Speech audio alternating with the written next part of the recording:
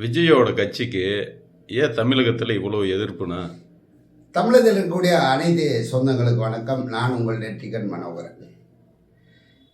இன்றைக்கி பார்த்திங்கன்னா தமிழகத்தில் நிறைய கட்சிகள் இருக்குது. அப்படி கட்சிகள் இருந்தாலும் திராவிட முன்னேற்ற கழகம், அனைத்து இந்திய அண்ணா திராவிட முன்னேற்ற கழகம் அப்படின்னு சொல்லி 2 திராவிட கட்சிகள் தான் பிரபலமாக இருக்குது, பலமாக இருக்குது. ஏன்னா இன்றைக்கி நம்ம 50 ஆண்டு காலமாக இந்த 2 திராவிட கட்சிகளுக்கு தான் வாக்கு போட்டிருக்கோம். அதை பற்றி தான் பேச்சிருக்கோம், அதை பற்றி தான் சிந்திச்சிருக்கோம். இந்த நிலைப்பாட்டில் தான் நாம் தமிழர் கட்சி வந்துச்சு. அந்த மாதிரி பல கட்சிகள் வந்துச்சு. பாட்டாளி மக்கள் கட்சி எடுத்துக்கலாம், இந்த மாதிரி மாநில கட்சிகள் அப்படின்னு கூட எடுத்துக்கலாம். இதில் நடிகர் விஜய் அவர்கள் புதுசாக ஒரு கட்சி ஆரம்பித்து வந்திருக்காரு. 2வது மாநாட்டில் தான் தேவையில்லாத வார்த்தைகளை பயன்படுத்தத்தான் இன்றைக்கி ஒட்டுமொத்த அரசியல் கட்சி தலைவர்களும் இன்றைக்கி விஜய்க்கு எதிர்ப்பான கருத்துக்களை சொல்லிகிட்டு இருக்காங்க. என்னதான் விஜய் பிரபல நடிகர் 150-250 கோடி ரூபா சம்பளம் வாங்கியிருந்தாலும் ஒரு தமிழக முதல்வரை அங்கிள் அப்படின்னு சொல்லி தவறான ஒரு வார்த்தைகளை பயன்படுத்தின மிக தப்பான விஷயம். ஏன்னா அது மட்டும் இல்லாமல் இன்றைக்கி நம்ம பாரத பிரதமர் அவர்களை பேர் சொல்லி அவர் அந்த இடத்துல அவரையும் ஒரு அநாகரிகமாக பண்ணுற மாதிரி ஒரு வார்த்தையை பயன்படுத்தியிருக்காரு. இத்தனை பிரச்சனைகளால் தான் இன்றைக்கி தமிழ்நாட்டில் பல கட்சிகள் விஜயோட அரசியலுக்கு எதிர்ப்பாக நிற்கிறாங்க.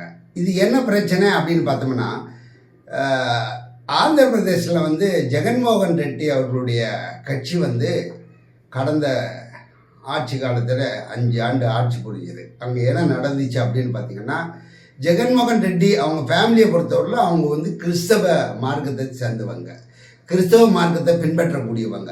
அந்த மாதிரியான ஒரு நிலைப்பாட்டில் தான் ஜெகன்மோகன் ரெட்டி அதிகப்படியாக மாநிலம் முழுவதும் கிறிஸ்தவ அமைப்புகள் மூலமாக கிறிஸ்தவர்களுக்கு முன்னுரிமை கொடுத்து மாநிலம் முழுவதுமே இருக்கக்கூடியவங்களை கிறிஸ்தவராக்கிறதுக்கான திட்டத்தை திட்டுறார் அப்படின்ற ஒரு குற்றச்சாட்டின் அடிப்படையில் தான் கடந்த தேர்தலில் ஜெகன்மோகன் ரெட்டி ஆட்சியை பிடிக்க முடியாமல் போய் டிடிபி சந்திரபாபு நாயுடு அந்த மாநிலத்தில் ஆட்சியை பிடிச்சார். என்ன காரணம்னா, ஆந்திராவை பொறுத்தவரையில் இந்துக்கள் வைணவர்கள் அதிகமான ஒரு மாநிலம். அங்கே இந்துக்களுக்கு எதிரான ஒரு செயல்பாடு நடக்குமா இருந்தால் அது மிகப்பெரிய ஒரு பிரச்சனை உருவாகுமன்ற அப்படி ஒரு யுக்தியை சந்திரபாபு நாயுடு கையில் எடுத்து ஜெகன்மோகன் ரெட்டிக்கு எதிராக அதை பலப்படுத்தி அவர் ஆட்சியை பிடிச்சிருக்காரு. அதே நிலைப்பாடு தான் இந்த விஜயோட நிலைப்பாடு. இந்த விஜய் அப்படின்னு விஜய்னு தான் தெரியும். ஆனால் விஜய் ஒரு கிறிஸ்தவ மார்க்கத்தை சேர்ந்தவர். விஜய் ஜோசப் அவருடைய பெயர். ஆனால் அவர் எந்த இடத்துலையுமே விஜய் ஜோசப்னு அவர் சொல்லிக்கிறது இல்லை. இன்றைக்கி விஜயை அரசியலில் களத்தில் இறக்கியிருக்கிறது பார்த்திங்கன்னா இந்த கிறிஸ்தவ மிஷினரிகள் தான் இறக்கியிருக்காங்க. நீங்கள் பணத்தை பற்றி கவலைப்படாதீங்க, எத்தனை 1000 மில்லியன் கோடி இருந்தாலும் பரவாயில்ல, எவ்வளோ இருந்தாலும் நாங்கள் பார்த்துக்குறோம், அந்த மாதிரி அவள் தைரியம் கொடுக்கப்பட்டதால தான் அந்த விஜய் அரசியலில் வந்திருக்காரு. அது மாதிரி விஜய் ஒரு கிறிஸ்தவர். அதனால் இவர் ஆட்சியை மாநிலத்தை பிடிச்சி கிறிஸ்தவர்களுக்கான ஒரு சலுகைகளை கொடுத்து அதிக அளவில் கிறிஸ்தவர்களை வலுப்படுத்தணும், அதிகரிக்கப்படுத்தணும். இந்த மாநிலத்தில் கிறிஸ்து தலை தூக்கணும், கிறிஸ்தவன் தலை தூக்கணும் அப்படின்ற திட்டங்களை இருக்கிறார். அதனால தான் அவரை நாங்கள் எதிர்க்கிறோம் அப்படின்னு எல்லாரும் சொல்கிறாங்க. அந்த அடிப்படையிலேயே பார்க்கும்போது விஜய் ஒரு கட்சியை ஆரம்பிக்கிறாரு. நான் தான் முதல்வர் வேட்பாளர் அப்படின்னு சொல்கிறாரு. ஓகே, அது முதல்வரை யார் ஏற்றுக்கிறது, யாரை ஆதரிக்கிறதுன்றது மக்கள் சம்மந்தப்பட்ட விஷயம். அதில் நம்ம போகக்கூடாது. அதனால் விஜய் அவர்கள் பாரத பிரதமருடைய பேரை சொல்லி அவர் பொது மேடையில் பேசியிருக்காரு. தமிழக முதல்வரை அங்கிள் அப்படின்னு சொல்லி பேசியிருக்காரு.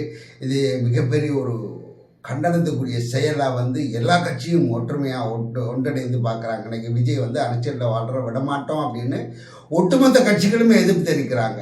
என்னோட கேள்வி ஒரே ஒரு கேள்வி, 2026 நடைபெற போகிற சட்டமன்ற தேர்தலில் விஜய் அவர்கள் நான் உங்கள் விஜய் ஜோசப் வந்திருக்கேன், எனக்காக நீங்கள் ஓட்டு போடுவீங்களான்னு கேட்பாரா அப்படின்னா சத்தியமாக கேட்க மாட்டார். ஏன்னா விஜய் ஜோசப்னு சொன்னார்னா அவர் கிறிஸ்தவர் அப்படின்னு சொல்லிட்டு இவரை இங்கே தமிழ்நாட்டில் இருக்க தமிழ்நாட்டு மக்கள் ஓரங்கட்ட ஆரம்பிச்சிருவாங்க. அதனால் விஜயோட கட்சி அப்படின்றது ஒரு கிறிஸ்தவ மிஷினரிக்கான பின்னணியில் இருக்கக்கூடிய கட்சி. அதனால் இந்த கட்சி வளரக்கூடாதுன்றது தான் எங்களோட